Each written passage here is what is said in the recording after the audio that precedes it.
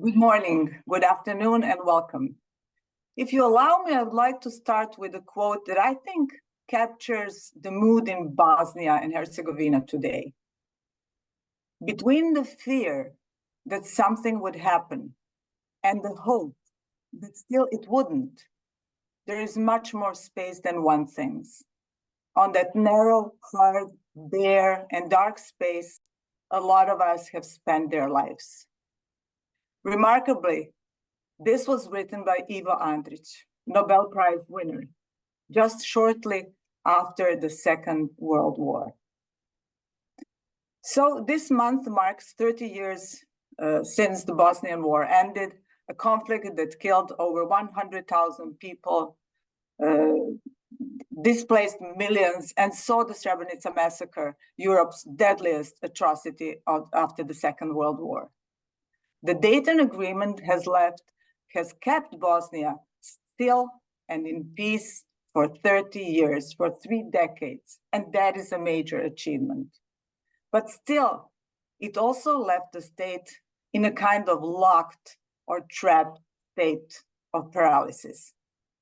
To discuss Dayton's legacy, its intentions, and what it did or did not achieve, we are joined today by 2 extraordinary guests. Chris Hill, US diplomat and expert on European affairs, who was on the front lines of the Dayton negotiations, working closely with all parties to help bring peace to Bosnia. And Jim O'Brien, senior US official, who played a vital behind-the-scenes role, providing guidance and coordination to help make this historic agreement a reality. So now I'm delighted to invite my dear colleague, Ilva, to lead us into conversation with our 2 amazing guests. Ilva, up to you. Thank you so much for your impressive opening remarks. Maja Piščević, our colleague, Atlantic Council's Europe Center Senior Fellow, joining us from Belgrade. Welcome, Jim and Chris. As I think the question today is pretty stark. Where does Bosnia go from here after 30 years of Dayton?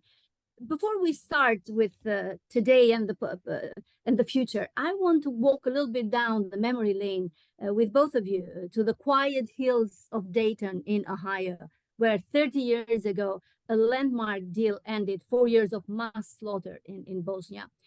The legacy of Dayton Agreement continues to shape Bosnia and Herzegovina for better or worse. But I wanted to ask you first, what made the US diplomacy move in the direction to stop what initially was thought as ethnic cleansing, then after that we know was pure genocide, while the European allies were reluctant to intervene? How did the US navigate the arguments by all sides, given the widespread but mistaken perception that all parties were equally responsible? Did the US have any favorite in that war? Jim, I'll start with you first.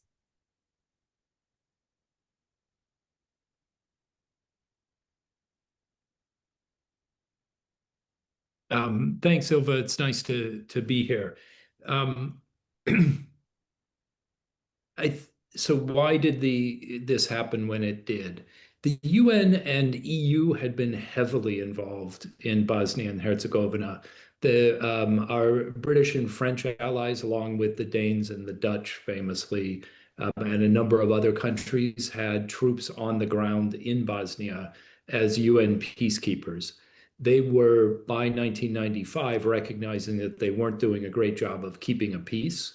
And they were also taking a fair number of casualties and becoming themselves factors in the way that the war was being conducted, sometimes being used as hostages, sometimes as shields. And I think they were becoming fed up with the role that they were playing.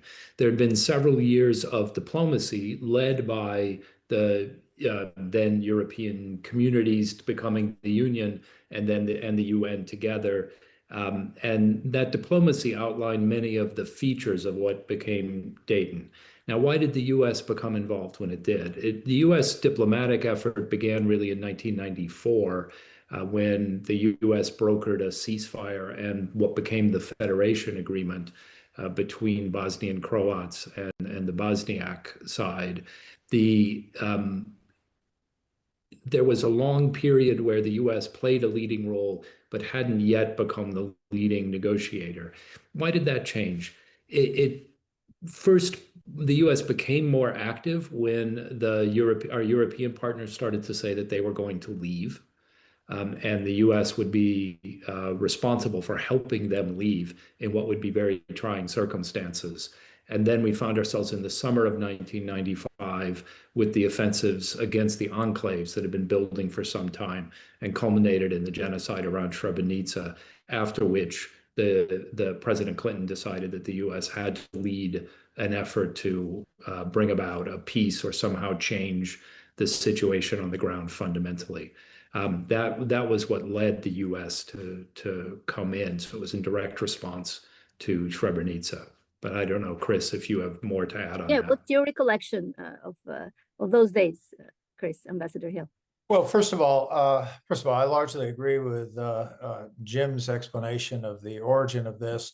Essentially, we had a UN force. When you send in a UN force, the idea is they're there with the mutual consent of the parties. So they wear, powder blue baseball hats, and otherwise are very lightly armed and have tanks painted in white, but it was a sense that they're trying to keep a peace. Well, there was no peace to keep. And indeed, at a certain point in the summer of '95, I think the Europeans understood that, and they started sending in some real war fighters, the British and the French sending in green helmeted troops. So there was an understanding that a crisis was really brewing. And of course, as Jim noted, the fact that in order to get this UNPROFOR force out of Bosnia, they were all over the place. They were in little packages of a few people here and there. And so we put together, the U.S. and our allies put together a plan to evacuate them. And the plan involved sending about 25,000 troops in, warfighting troops, to get them out. So there was a sense that one way or the other, we were going to get more involved. So why not say, if you're going to have 25,000 troops, why don't you have them in supporting a peace process rather than evacuating UNPROFOR? So that's one point that I think is very important. But Ilva, I agree with you that the casualties among civilians were mounting, and the whole issue was kind of making a mockery of a Europe whole and free. But there was another casualty that I think we were all very aware of, and that was the U.S.-European relationship, the transatlantic relationship. The more this went on, the more acrimonious the relationship got as the blame game increased and fingers were pointed at each other. And so if you extrapolated where we were having more and more problems with the Europeans, less and less peace to actually keep, and a sense that if we don't get in, if we don't take the lead, it's going to get worse. The Europeans had tried very hard. They appointed an extremely effective negotiator, former Prime Minister of Sweden, Carl Bildt. But ultimately, it was decided that the U.S. Needed to come in with its own peace plan. So some plans were drawn up. Some of them, frankly, from the point of view of those of us who had worked on the problem for a while, didn't make a lot of sense. I mean, there were ideas that I thought were kind of out there. But we eventually decided on the basic contact group plan, the 51-49. And so we got in there, and ultimately Dayton was an implementation of the contact group with all participants. And by the way, I mean, it seems like ancient history, but one of the participants was, of all countries, Russia.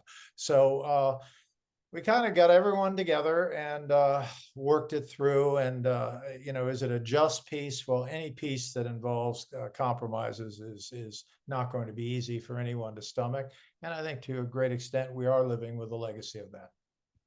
One question for you, Ambassador Hill. Did the U.S. get involved in this negotiation with the idea that all the parties were responsible, or was one of the ethnic parties more influential? Ilva, I don't remember us sitting around trying to figure out who was responsible for this mess.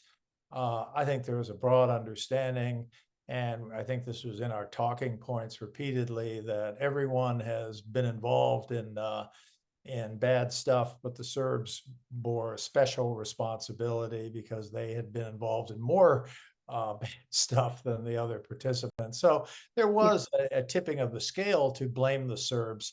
But when you're trying to, work out a peace deal, you probably don't emphasize that. What you try to do is come up with some arrangements where people, despite this hideous history that everyone's lived through, you try to come up with a plan where people can live with it. So I would say our focus was on that, and with the understanding, and I might add, one of the key elements going on here was a war crimes tribunal. And so the idea of a war crimes tribunal was that you would eventually sort out who was responsible for crimes and bring them up to trial, and then that was subsequently done. Jim, when the Dayton Accords were drafted in those days you spent in Dayton, Ohio, did you ever imagine back then that this accord will define Bosnia's political life for this long, even 30 years after? No, it's one of the questions that's often asked about Dayton is whether it made sense to have a political arrangement agreed at the time, and in particular the Constitution. And really, it was the parties who insisted on it, particularly the Bosniak side, but the other two major negotiating groups as well. Because they wanted to convert the wartime power that they felt, or the ambitions they had, into some lasting political form.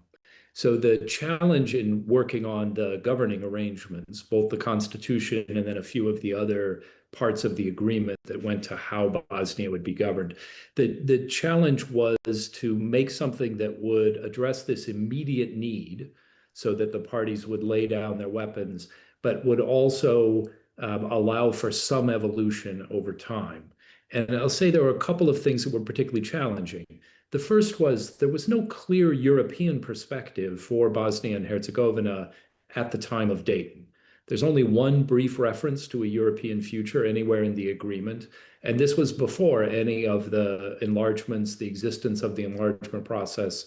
So there wasn't a body of law or a way we could point toward how change would come to Bosnia and Herzegovina. Though the result was that we needed to create some mechanisms for change to come, but without having this very clear path available. That involved both the Office of the High Representative, but within the governing arrangements, all the parties agreed to things like a constitutional court that would directly apply European law, even as that law changed, and that would change some of the governing arrangements. It also provided that the governing arrangements would alter and the central government would take on more responsibilities as Bosnia became more integrated into international bodies. So there was this tension between making sure that the snapshot at the end of the war was clearly reflected so each party felt comfortable, but also acknowledging that change had to be a part of the structure going forward. That really set up the tensions that we live with to this day. And talking about those tensions, Ambassador Hill, do you think that Dayton built a peace that came at the expense of functionality?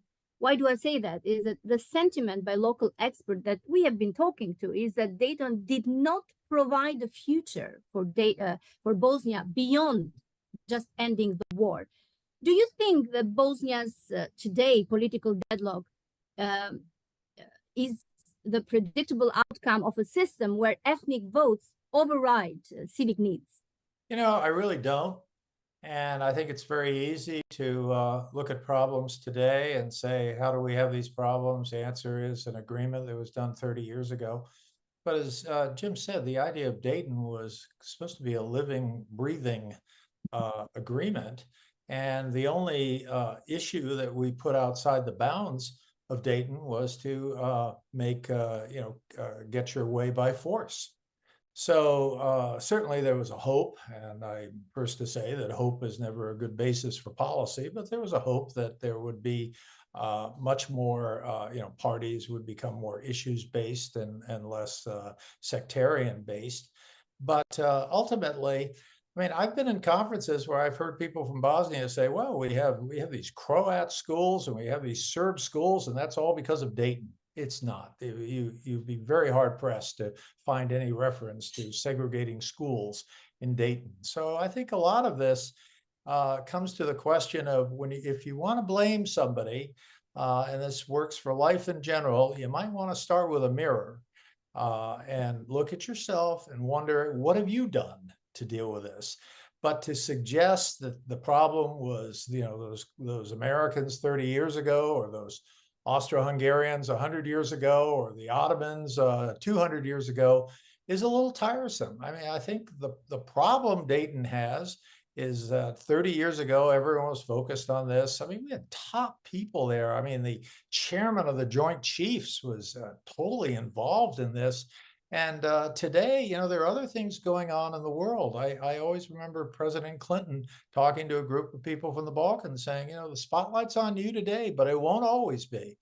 So I think a big problem that remains is the inability or failure to talk to each other, except to talk about who's responsible for the past. And I understand a bunch of historians talking that way, but if you're a politician today and you're looking at the uphill climb that Bosnia has, forget about European Union. I mean, look at the uphill climb just to retain their population. I mean, we used to be talking about a country that was more like 4 million people. Now it's more like 3 million people. These are challenges, and they're challenges that I think all the communities need to try to do a better job of meeting together, rather than enlisting foreigners and then blaming the foreigners for what they did or didn't do. We will have the opportunity to have our audience ask questions later on during this conversation. But I want first to ask you, Jim, do you think it's the time for the international community to rethink its entire approach towards Bosnia and Herzegovina? I know that you are writing a paper or a book on this subject. Can you share something with our audience? Any potential recommendation? I'm definitely not writing a book. But I have written a few papers. Here's the way I would look at it. For Bosnia to become a normal European state, it needs to adopt some practices that Europe has come to adopt over the last 40 or 50 years. And those include real changes in the way that political parties exercise control within their countries. So part of what happened at Dayton, and it wasn't just at Dayton, right? Dayton inherited a set of negotiations and understandings where all the parties were comfortable. There was a little air of Yugo nostalgia there, that things had to be done in a kind of collectivist way, or all things had to be divided. The three groups had to be working together.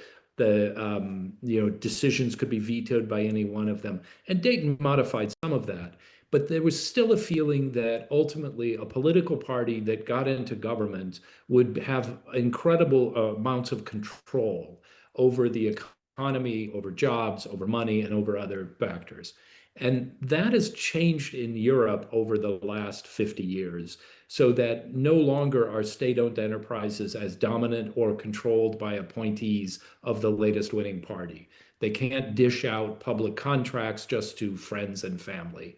And on down the list, we need those rules to become the norm in Europe. I suspect if they do, then you will find that parties become a little more issue-based, as Chris said was a hope. You'll find more parties based on issues than on pure sectarian politics. Why do I think that? Because the sectarian politics is rooted in a leader saying, I'm the one who will take care of you. And that encourages a certain amount of division, and it encourages authorities and money to be given to each constituent people rather than to the common institutions. That change will come from the EU. I think it is one of the reasons that EU integration is such a difficult topic in Bosnia and Herzegovina, because a politician who's making money by not being part of the EU is going to be very reluctant to let it go along. Now, exactly how we move to that point, I think it's As Chris said, this isn't issue one for the international community. I think it's much better to come from voices within Bosnia and Herzegovina than it is to wait for an international to have a plan and then implement it over several years. Ambassador Hill, if you want to elaborate a little bit more on your position on that, because we know where the local politicians are, and we have seen the almost perpetual stagnation happening. So what's your suggestion there? Well, I mean, we're not going to go in and go after local politicians for violating local laws. They're going to have to, that is something the Bosnian people are going to have to get more fed up with than they've been. Now, some of this criminality that you're alluding to is masked with this idea of some kind of ethnic patriotism, and we know how that has worked. But I'm not sure this is something that we can go in and solve for them. There's no question that Bosnia needs to understand whether it wants to be a very federalist state, which I think is probably the right outcome for Bosnia, or a more unitary state. And there's even, I think, a failure to come to terms on that. So I guess what bothers me the most is I don't think there is a sufficient dialogue among the parties, among the peoples themselves.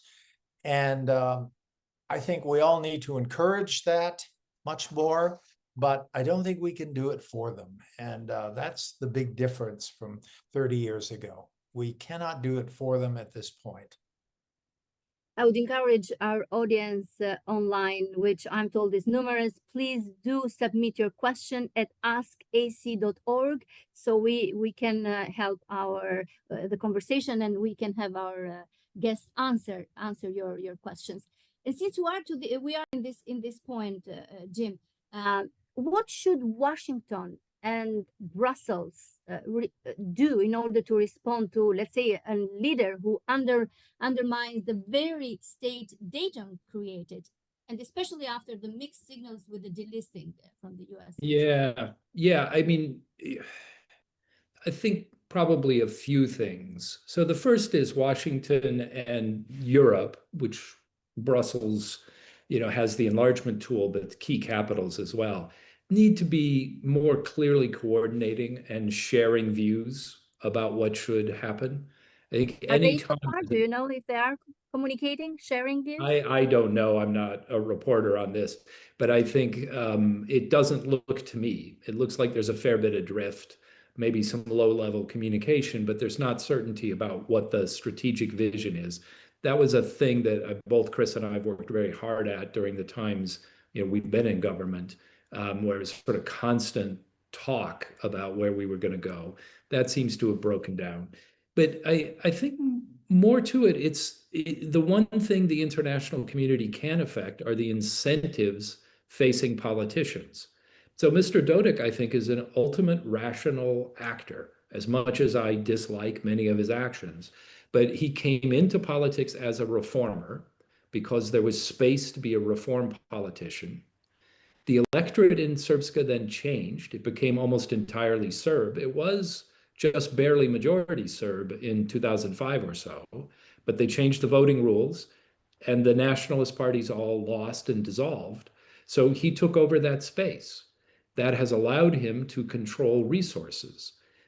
European countries have gone through the same thing over years, and they can make clear that the progress toward the EU, progress toward the single market, depends on changing that control. That would have a real impact on the way that the three dominant parties, the HDZ under Mr. Čović, the SDA under the Izetbegović family, and in particular with Mr. Dodik and Republika Srpska, it'd have it would just change the incentives. They then have an incentive to engage with each other rather than to separate and divide the spoils.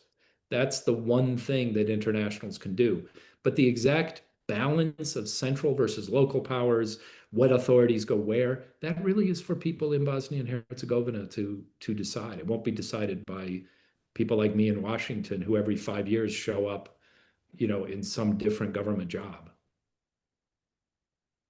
Ambassador Hill, how do you feel about this cooperation between Brussels and DC? Yeah, it's correct. I mean, you know, as your opening suggests, the history of what happened hangs very heavily over the country. And I think it is hard for people to say, okay, let's bygones be bygones and let's talk about what we need to do in the future. It's clearly difficult.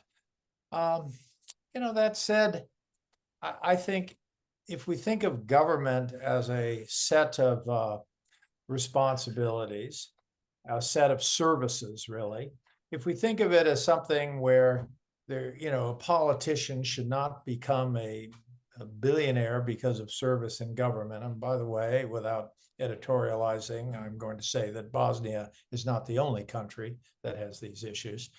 But if you can kind of, you know, boil down what it is that governance needs to do and can there be agreements on it, I think you should be able to. I'm very worried, though, about the out-migration in Bosnia. If you go to Vojvodina in Serbia, you see a lot of people who used to live in Bosnia. They've left. I think you see a lot of people in Western Europe who used to live in Bosnia. I think there's a real problem of depopulation. And sometimes it's you know, some of the high IQ immigrants are causing this issue, because a lot of people just don't want to stay and don't want to deal with these issues. So what can we as foreigners do about this? You know, on this issue of nationalist parties, we banned some of them at Dayton. I mean, we did that. But we also understood that that wasn't going to last for 30 years. I mean, that we're going to get these parties. If there's, as Jim said, if there's space for people to behave, they're going to fill that vacuum. So it's really something where I know our kind of body language is what can we do, but I really think Bosnians need to kind of look in the mirror and say, what can I do today to make this a better country? Please continue to submit your questions. I'm receiving them as we speak at askac.org. But before, I do have some more questions for Ambassador Hill and for Jim, and then we'll continue with the questions. EU membership and potential NATO membership. Looks like the Bosnian citizens overwhelmingly support the EU path, not NATO as much. Jim, do you see a potential NATO membership for Bosnia and Herzegovina? And you have been a staunch believer on the EU accession of the region, including Bosnia as well. Do you think that the EU process can succeed without the constitutional blockages that are created in the country? The blockages are to do with the practices of the parties. The Constitution, there actually you could either make no changes or kind of small changes to some of the vetoes, but it's the way that the dominant parties have incentives to block EU integration that is the problem. And that's purely a matter of, well, purely, it's a matter of making clear to Bosnian voters and also to the parties that benefits will not flow. So as one example, the EU has a great deal of difficulty in providing assistance and giving benefits to parts of Bosnia and Herzegovina, but not to parts that are blocking, whether it's the energy corridor that needs to flow through Herzegovina or some of the actions in Republika Srpska that have caused problems. That makes it difficult for them to make clear what behavior is acceptable. That's an international problem that directly affects the ability to shape relations with Bosnia and Herzegovina. And I hope that's able to be changed, but it's a frustrating element of the discussion. Again, this is about the incentives that are created for political leaders. They should have the incentive to deliver services for their people. They should have the incentive to work with one another in order to expand the economy. And I want to really agree strongly with Chris on this. This is a country that runs the risk of dying.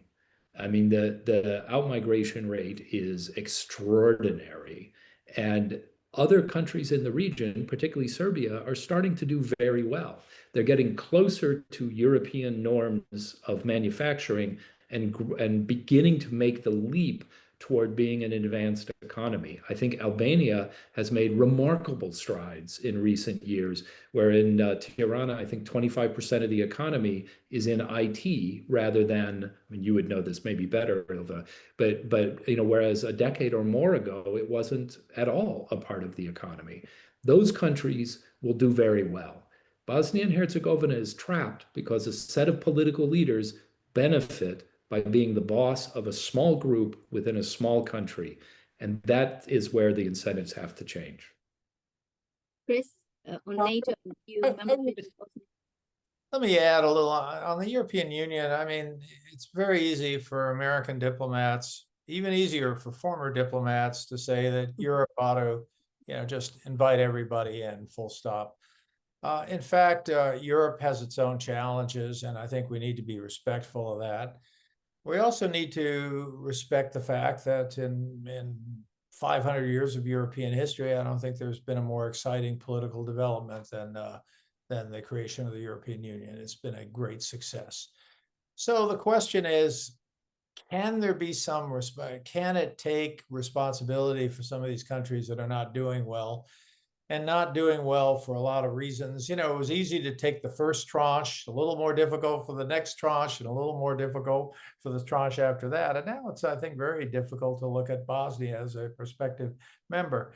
That said, I think, and again, I'm very reluctant to give advice to people who, you know, I'm not a member of the European Union, but I hope there'll be some thought given to the idea that let's get them in.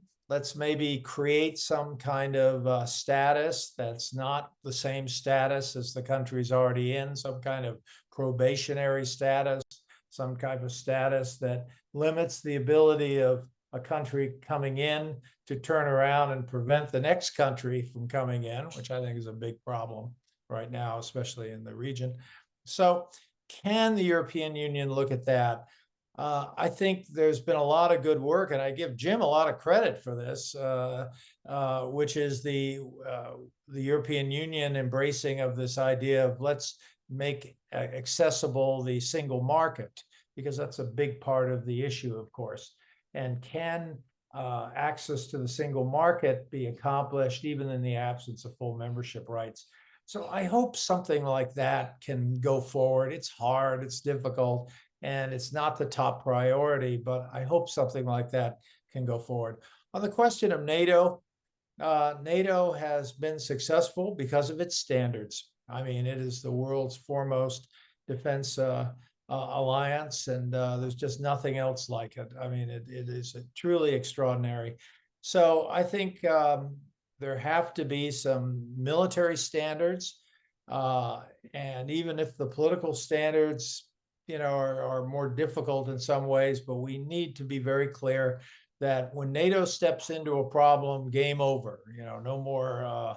You know, I never want a situation where people kind of doubt NATO's resolve or doubt NATO's capability.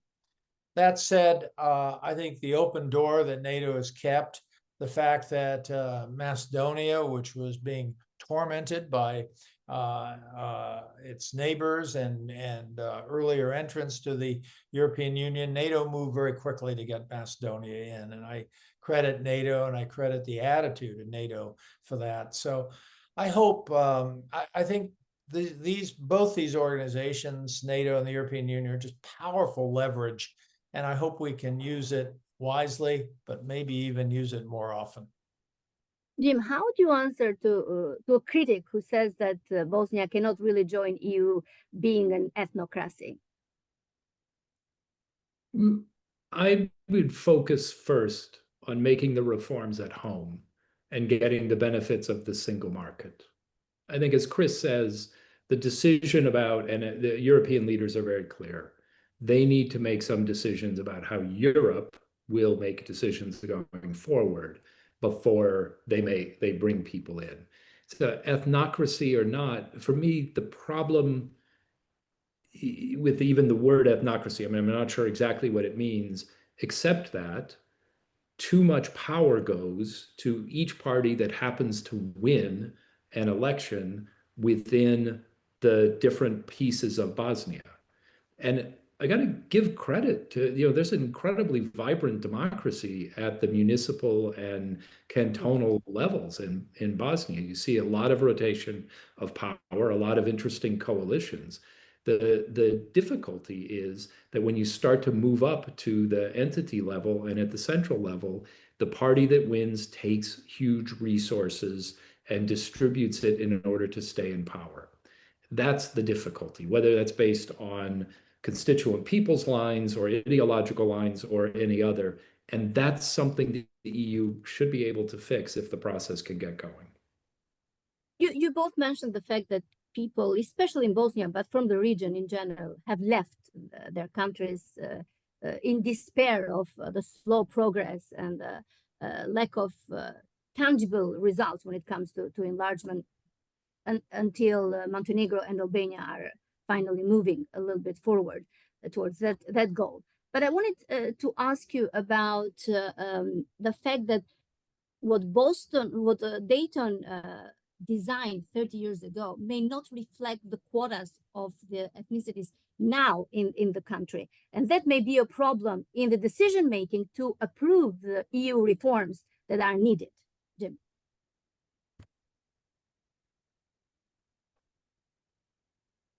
Chris? Yeah, I think Whoever you're referring to the fact that there's been a population shift. There are probably more people who identify themselves as Bosniak than there are who identify themselves as Bosnian Serbs. I think you can't redesign your government because of immigration issues. Lebanon hasn't had a census since the 1930s. And it's not because they don't have the capability of having a census. They don't want to have a census because they know it could result in enormous political possible changes and certainly unrest. I'm not sure that's the issue. I think for now it's a 51-49 land division, if you will, but I think there's plenty of space on the Dayton platform to do a lot more than has been done. So once again, I don't think it's the basic rules of the game that are wrong. I think it's the people interpreting the rules at this point. This 51-49, when we were in Dayton, Ohio, working on this, we were all concerned about the inter-entity boundary line. We were concerned about whether there'd be fighting breaking out there. We were concerned about whether there'd be land grabs across the line. I mean, it was, we didn't like to think of that, but that was the number one issue. I mean, the last week in Dayton had to do with a map. And we were pleased to see in the fullness of time that it's not so much map issues, it's more, it's political issues. But we're clearly not there yet. But I mean, to Bosnia, to anyone living there, they need to take some responsibility for this issue, because I think we're kind of done with. I mean, there's a lot of argument that we shouldn't even have a high representative there anymore, and this could be rather this could be quite a cold shower for a lot of people. No more high representatives, so. It's high time people began to look at the set of arrangements, governance, and see what they can do to improve it. That was my next question. You kind of burned it for the role of OHR, Jim. What do you think? How should it be revised after 28 years? It's always evolving. So a simple bit of history. When we were at Dayton, it became apparent that there needed to be a senior civilian. The mandate of the senior civilian tracks exactly, it mirrors the mandate of the senior military commander, who had plenipotentiary power over any use of force, basically. And the civilian authority had the mirroring authority over everything else. Initially, the idea was that the civilian authority would help with reconstruction and gradually begin helping to build up practices of governance. It was a fairly light operation because the initial tasks were, as Chris was implying, I think, the initial tasks were to make sure the war actually ended, get the parties separated, demilitarized, and stop things. So then the high rep evolved over the next year into something that was much more robust because activity shifted from war to politics. It was very heavily engaged at various points over the next, say, 15 to 20 years, then was a very light touch. Now, again, people see the need for a little bit more engagement because you have frankly, parties that are so entrenched. It's very difficult for oppositions or for popular protests to change the party's policies. Maybe we're at a stage of a further evolution. I don't think you can get rid of the structure at this point until you change the incentives that politicians have. But again, I'm an American who's out of work. So maybe I'm not. You keep saying that you go in the region once in 5 years, which is not true. We know that's not true. Okay, I wanna invite now one of our experts that has joined this conversation for an on-screen question. Damir Kapic. He's a professor of political science and director at the Institute for Social Science Research at the University of Sarajevo. Damir, please ask your question. Thanks, Silva. So I've been enjoying this conversation a lot, and clearly Dayton succeeded in doing what it was intended to do, what it was designed to do. But one element that it did not do was enable a dialogue about a vision for the country. For over 30 years, there has been no such dialogue, largely due to entrenched political leaders. And I have two questions. One would be, what is it that Washington and Brussels can do to encourage a broad dialogue on what Bosnia should become, especially towards its population? So it's not just between leaders, but between the citizens. And a second question, very brief, would you rather see a reform of Dayton or an entirely new constitution? Thank you, Damir. Who wants to go first? Ambassador Hill?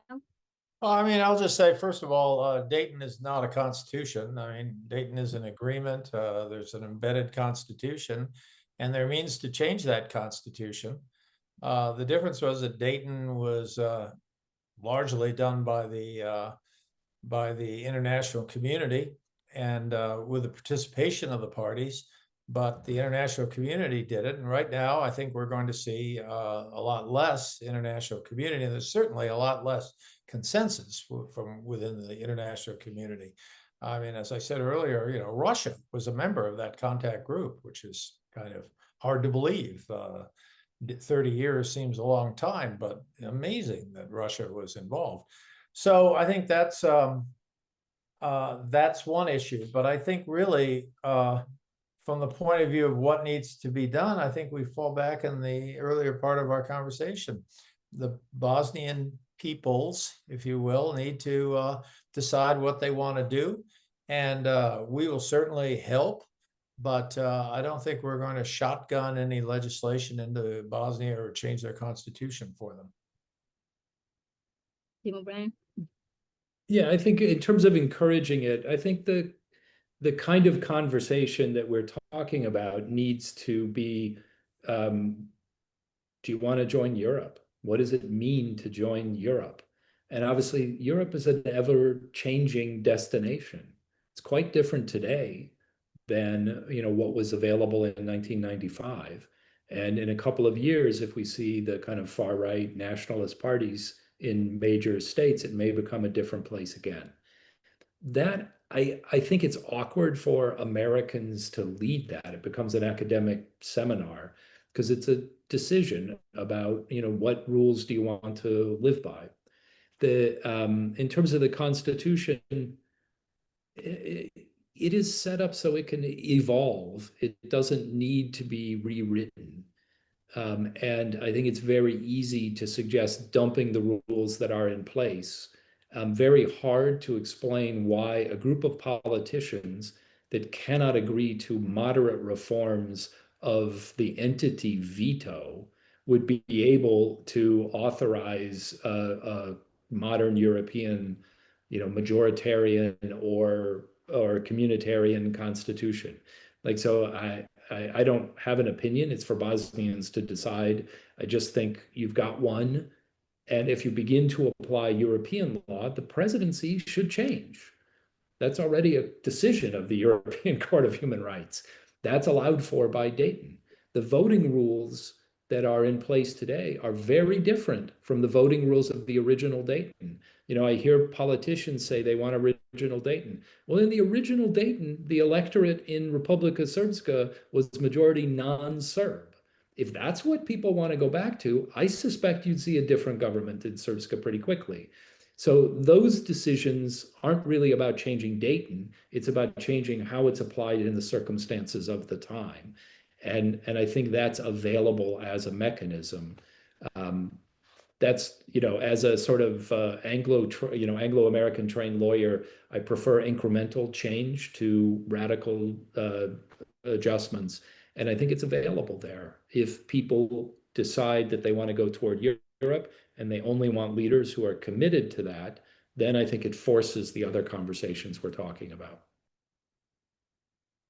Thank you, Jim. Damir, are you happy with the questions? I'm happy with the answers.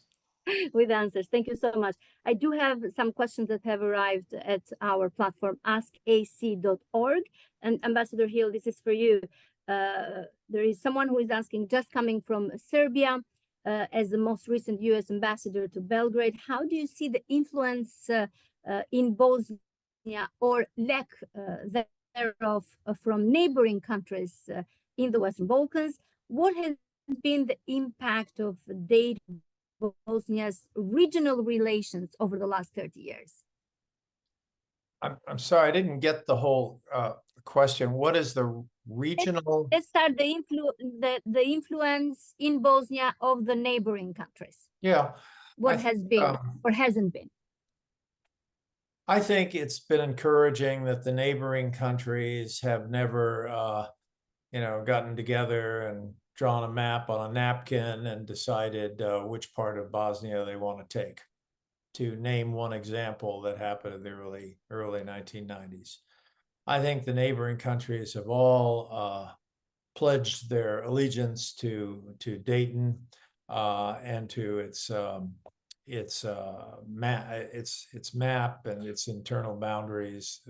So I think the regional powers have done okay in terms of recognizing Bosnia. I think more could be done, but I'll say from Serbia's perspective, I'd rather have a Serb talk about it, but I would say that Serbia has made very clear they support the Dayton Peace Accords and they support the external and internal maps. They've said it over and over again. They have, however, they have to be careful about not creating a situation where they don't care about the Serbs who live in Bosnia. That's true in Zagreb. They have to be very aware of the Croats who live in Bosnia. So the issue is really one of nuance. Do they interfere? Do they not interfere? Are they helpful? Are they not helpful? My own view is more can be done, but I think Bosnian diplomacy needs to be part of that solution. And I know there's a very difficult legacy between Sarajevo and Belgrade, but I think it may be time to try to find areas of cooperation rather than historical disagreement. Jim, I hope you can help us answer this question. What has been the impact of Dayton on Bosnia's regional relations in the last 30 years? Well, I mean, just a little bit. The piece we haven't done is sort of historically Dayton as an example of diplomacy. And, I think I learned a lot working with Ambassador Holbrooke, with Chris, the sort of core negotiating team. I was on the legal team. One of the most important things was that it put both Zagreb and Belgrade on paper and in fact in a position of clear responsibility for seeing the agreement complied with.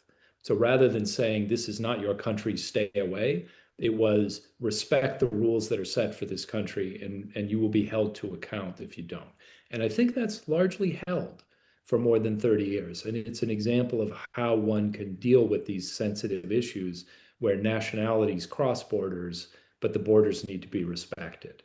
Now, and you know, for one thing, Republika Srpska went into Dayton asking that it be allowed to have a completely separate international personality than the state, including agreements with whatever countries would support it. That was rejected at Dayton, and the final agreement says there can only be the kind of typical cross-border arrangements that are approved at the center of the state, but also are normal for Europe. That's held. So that's pretty good. And I think as we move forward, what we'll need is to see that both Croatia and as Serbia gets closer to the single market and to EU membership, that they support Bosnia in its European reforms rather than beginning to impose extra conditions on Bosnia that make it impossible for Bosnia to move forward. And we're towards the end of this public event, and I want to take this great opportunity to talk to both of you to ask more optimistic questions, like what do you hope for the next 30 years for Bosnia? What it will look like in your view? Like, do you think the Bosnian leaders, with the help of the international community, can finish what Dayton began? Jim? They can. But I think you, again, need a politics that's able to speak across the national lines, you know, the constituent people lines, and that has incentives to solve problems together. That will take some voice arising from within Bosnia and Herzegovina. As long as you have politicians, this is very much like in the US in the 19th century, much of our politics was driven by small town bosses who took care of their supporters in the small town and had kind of a limited interest in the way that the larger state or federal level survived.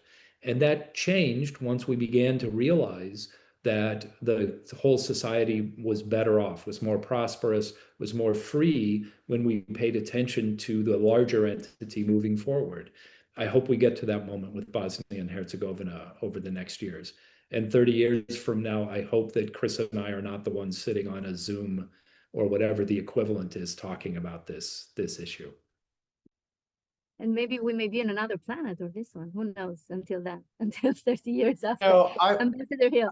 Yeah, what I'm hopeful is that what the European Union has done to create communications, whether funding roads, internet, all these things, I'm hopeful that that combined with maybe a bold decision or two about the state recognition as members of some kind of outer orbit of the European Union, whether it's single market or whatever, I'm hopeful that that will create a circumstance where the sense of claustrophobia that some people live in because they're in these small states, that can be overcome. And that, you know, if you're a truck bringing, if you're a lorry bringing fruits from Skopje, you don't have to, you know, stop at a couple of Serbian borders, or if you're from Albania bringing fruits up north, you won't have to, you know, stand in 8-hour-long lines. And that this claustrophobia that currently exists and the difficulty of access to markets could be changed. People could kind of relax. They can kind of understand what their future is going to be, maybe focus more on economics and less on these political patronage issues. And, you know, I think there's no reason why, if you're a Balkan country, you can't make it in a vibrant Europe. And, you know, I was a Peace Corps volunteer in the middle of Africa.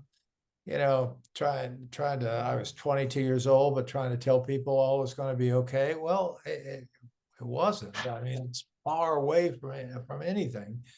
And so I don't think Bosnia, if you look at a map, I don't think it's so terrible. And I think people ought to stop lamenting their fate and get to work on a better future. And get agency over the future. Thank you so much, Ambassador Chris Hill and Jim O'Brien. I really appreciate your thoughts, valuable insights on this topic.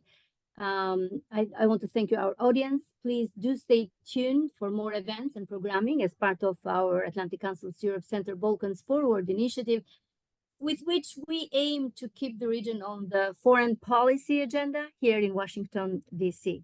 Thanks for joining us.